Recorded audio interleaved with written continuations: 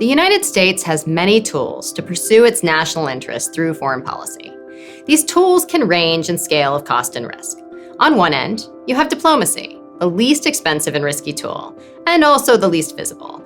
At the other end is direct military intervention. In between, there's humanitarian and development aid, economic tools like trade and sanctions, and military assistance like intelligence sharing, weapons sales, and training. Diplomacy is unique in that it's a foreign policy tool itself, and it's also a way to promise or threaten the use of other tools. The US response to Russia's war in Ukraine provides a useful lens to see these different tools in action. Leading up to Russia's invasion last year, the US relied on diplomacy to communicate the threat to allies and to prepare a unified response. It also tried diplomatic engagement with Russia to deter military action, but that fell short. After the invasion, US leaders knew a Russian victory over Ukraine would harm our national security interests and our allies, so we provided humanitarian and financial assistance to help Ukraine stay afloat.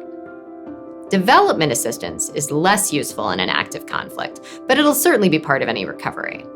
While both come at a cost, these tools are relatively inexpensive, and they don't risk the escalation that other tools can.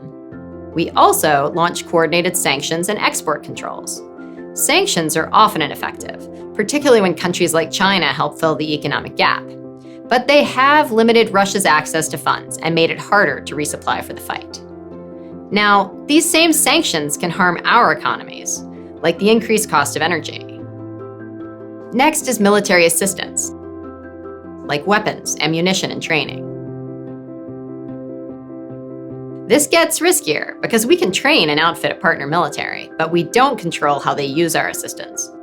Sometimes it feeds conflict instead of mitigating it. But the most expensive, uncertain, and lethal tool we have is direct military intervention. Since World War II, the US has too quickly resorted to direct military intervention, often with poor results and unintended consequences. On Ukraine, the Biden administration seems to have learned from the past and has emphasized that we won't go directly to war with Russia, relying instead on a combination of other less risky tools in close coordination with our allies to secure our national interests. The cost today might seem high, but if we can help end an unjust war without going to war ourselves, we're likely to save a lot more in the long run.